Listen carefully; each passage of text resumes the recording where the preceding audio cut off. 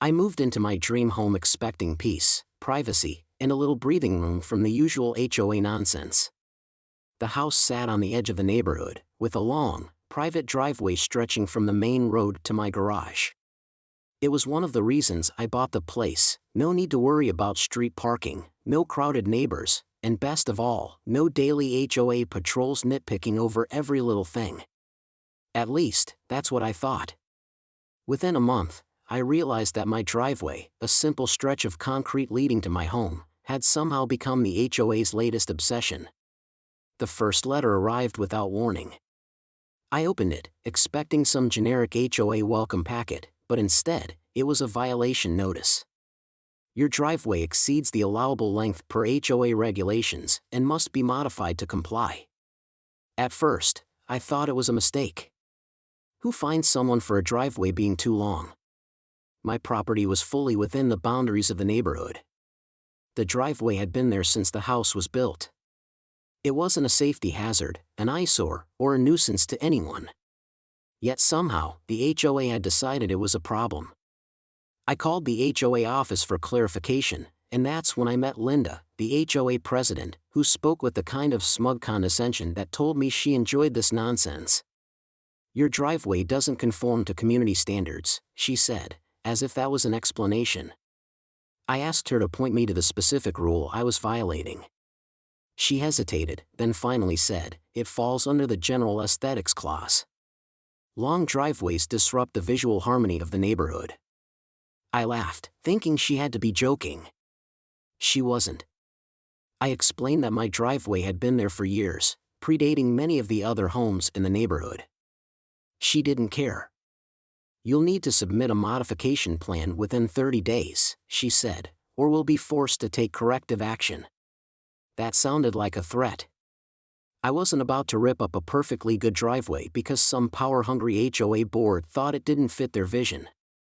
I started looking into the HOA bylaws, expecting to find some kind of loophole that would shut them down. Instead, I found something even better, a way to turn the tables completely. They wanted to make an issue out of my driveway? Fine.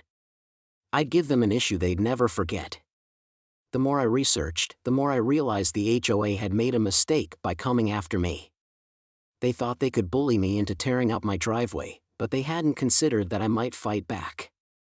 Instead of modifying my driveway to meet their arbitrary standards, I found a way to legally redefine it, and in doing so, take control of the situation entirely. Buried in the county zoning laws, I discovered a loophole. If a driveway exceeded a certain length and provided access to more than one property, it could be classified as a private road rather than a personal driveway. That designation came with different legal protections, ones that the HOA had no authority over. If I could get my driveway reclassified, the HOA wouldn't just lose their ability to fine me over it, they'd have to acknowledge that my property now had its own separate road, fully independent from their governance. But that wasn't all. Under local law, private road owners could also charge access fees for maintenance, essentially setting up a toll road. The moment I read that, I knew exactly how I was going to play this. If the HOA wanted to mess with my driveway, I was going to make them regret it. I wasted no time. I filed the paperwork to have my driveway officially recognized as a private road, complete with a new name, Stonegate Way. I even had a street sign made to make it look official.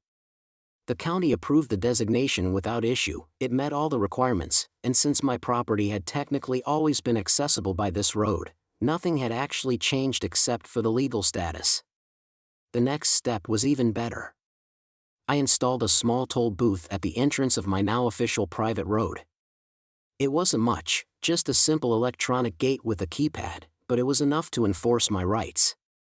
According to the law, since the road was private, any non-resident using it had to pay a maintenance fee. That included visitors, delivery services, and, most importantly, anyone from the HOA who wanted to step foot on my property. The day the booth was activated, I sat back and waited for the fireworks. It didn't take long. That evening, Linda, the same smug HOA president who had tried to force me to change my driveway, stormed up to the gate, fuming. She punched at the keypad, realizing she had no access. I watched from my porch as she picked up her phone, probably calling me, but I ignored it. A few minutes later, she finally gave up and left. The next morning, I received an angry letter from the HOA demanding that I take down the gate immediately. They claimed I was blocking access to common areas, which was absurd since my driveway had never been a common area to begin with. I wrote back with a simple response.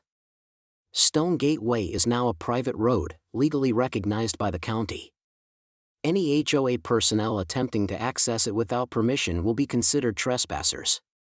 Additionally, all non-residents must pay a standard maintenance fee of $5 per use. Thank you. I knew this battle wasn't over, but as far as I was concerned, I had just won the first major victory. Linda had no idea what to do next, and the HOA was about to realize that they had picked a fight they couldn't win. I expected the HOA to fight back, but I underestimated just how petty they would be. After I sent them the letter about my new private road, I thought they would back off, realizing they had no legal ground to stand on. Instead, they doubled down, trying every dirty trick in the book to make my life miserable. First came the bogus fines. Within a week, I received a new violation notice claiming my unauthorized structure, the toll booth, was not in compliance with HOA guidelines. I laughed when I read it. They had no jurisdiction over my road anymore, but that didn't stop them from trying. I responded with a legal document showing my official county-approved reclassification of the driveway into a private road. I also reminded them that any HOA representative attempting to enforce fines on a property outside their governance would be committing fraud. That shut them up for about a week. Next, they tried intimidation. One afternoon, I caught 2 HOA board members standing at the toll booth, inspecting it like they had the authority to do something. I walked up casually, crossing my arms. Need help? I asked. One of them, a weaselly-looking guy named Jeff, smirked. We're just reviewing the situation. This setup is clearly a violation of community standards. I pointed at the private road sign. This isn't community property anymore. You have no authority here. Linda, who had arrived just in time to witness the exchange, snapped. You can't just do this. You're setting a dangerous precedent. I grinned. You mean the precedent that homeowners actually have rights? She glared at me. We'll see what the legal department has to say about that. I knew she was bluffing, but I decided to push things even further just to make sure they got the message. That same evening, I sent every board member a formal legal notice stating that, effective immediately, any HOA personnel found trespassing on Stone Gate Way would be fined $50 per occurrence, payable to my personal road maintenance fund. Then I took it up a notch. I installed security cameras at the entrance and set up an automated toll collection system. Anyone who wanted to access my road, whether a guest, a delivery driver, or a nosy HOA board member, would now have to pay the toll. I wasn't planning to charge my actual guests, of course, but for the HOA? Oh, they were getting the full treatment. The next morning, the fallout began. Linda sent out a mass HOA email warning residents that I was illegally restricting access and violating community standards. But instead of rallying support, the email backfired spectacularly. Homeowners started questioning why the HOA was wasting time harassing me over something that clearly wasn't against the rules. Some of them even started calling for a financial audit of the HOA, wondering what else the board was spending money on.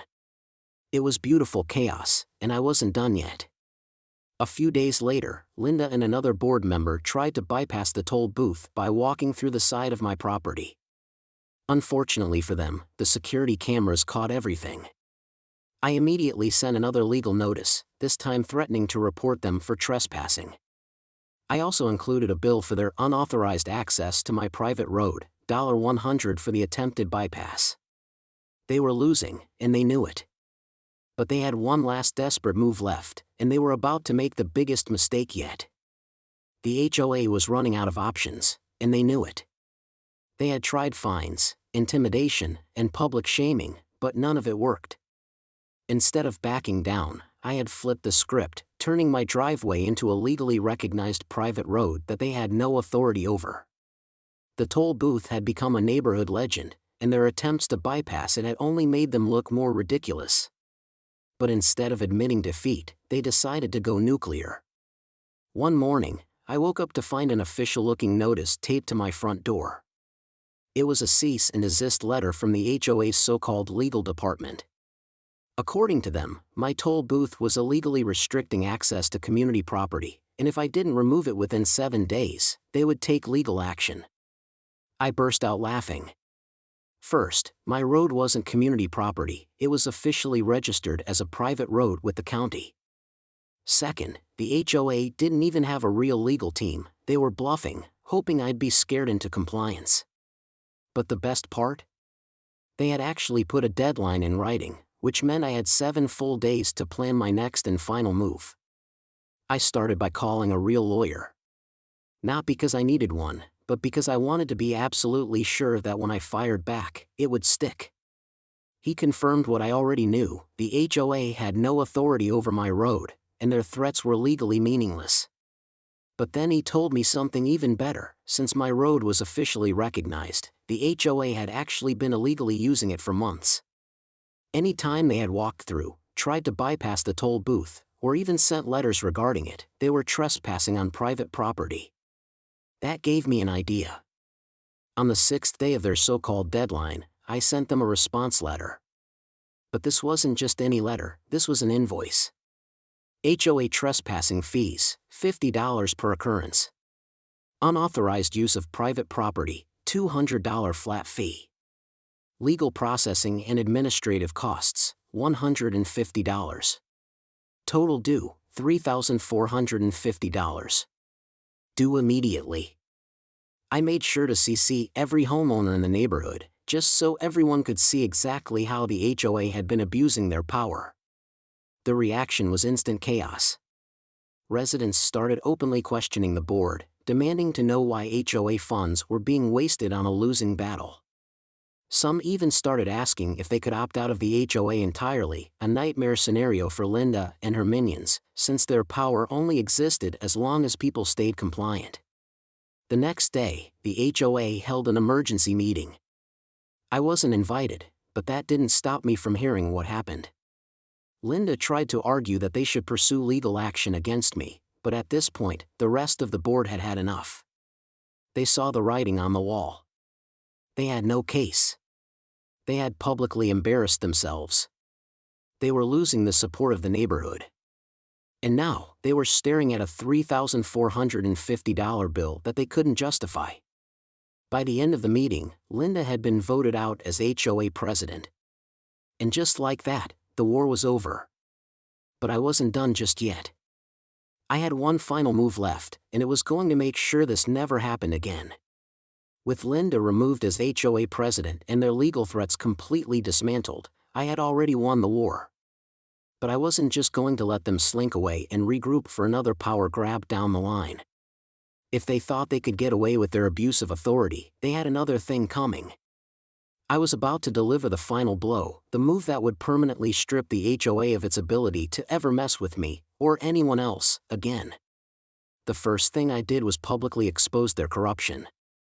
Since the entire neighborhood had seen my invoice for the HOA's trespassing violations, homeowners were already furious.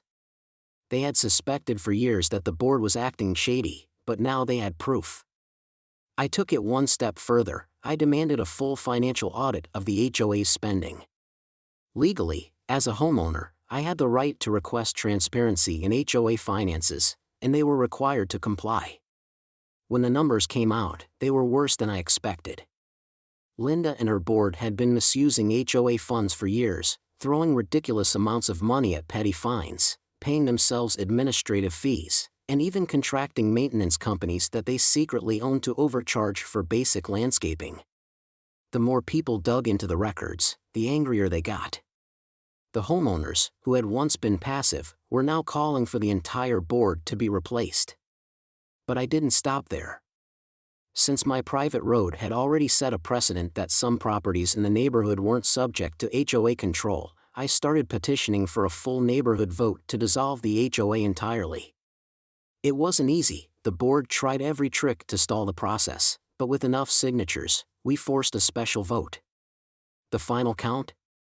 A landslide victory against the HOA.